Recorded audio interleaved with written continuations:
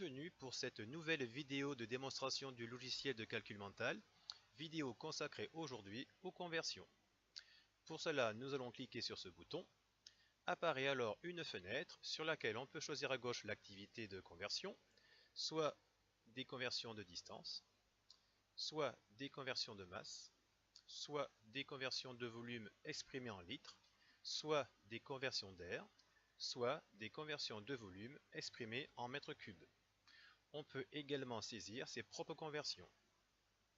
Sur la partie de droite, le mode, entraînement ou évaluation.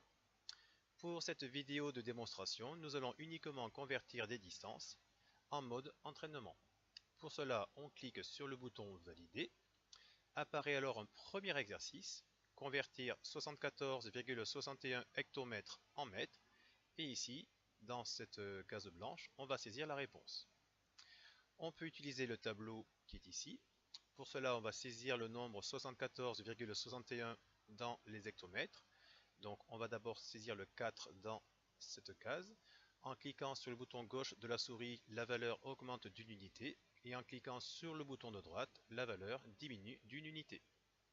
Donc, on va saisir 74,61.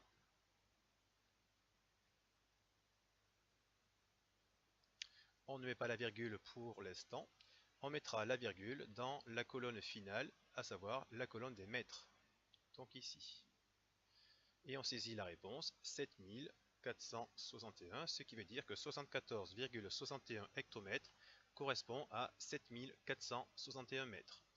On valide la réponse, qui est correcte. Une fois qu'on appuie sur le bouton OK, apparaissent deux boutons, l'explication de la réponse ou passer à l'exercice suivant. En cliquant sur explication de la réponse, l'ordinateur va expliquer comment la conversion s'effectue.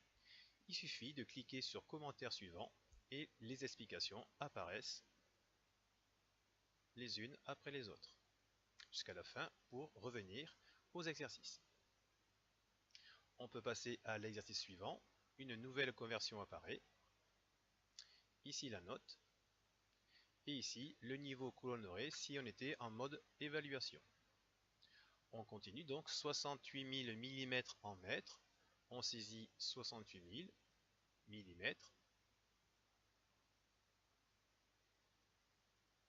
On veut la conversion en mètres, je mets la virgule dans les mètres et je saisis la réponse 68. Je valide, réponse juste. On peut encore voir les explications de la réponse, toujours cliquer sur commentaire suivant pour voir les commentaires s'afficher les uns après les autres. Voilà pour la démonstration sur les conversions de distance. On peut quitter le test. Ici, nous allons voir comment faire pour saisir sa propre conversion. On clique sur ce bouton. Donc, conversion choisie par l'utilisateur et conversion de distance. Je valide. Apparaît une fenêtre dans laquelle on va saisir notre propre conversion. Supposons par exemple que je souhaite convertir 158 mètres en centimètres. On saisit ici la distance, l'unité de départ et l'unité d'arrivée. Je valide. L'énoncé que j'ai saisi. On va utiliser le tableau pour convertir, donc 158 mètres, qu'on convertit en centimètres.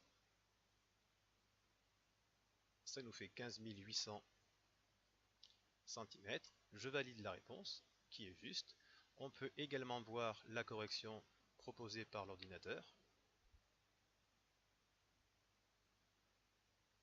Voilà. Et on quitte le test. On quitte pour revenir au menu principal, ce qui termine cette vidéo de démonstration.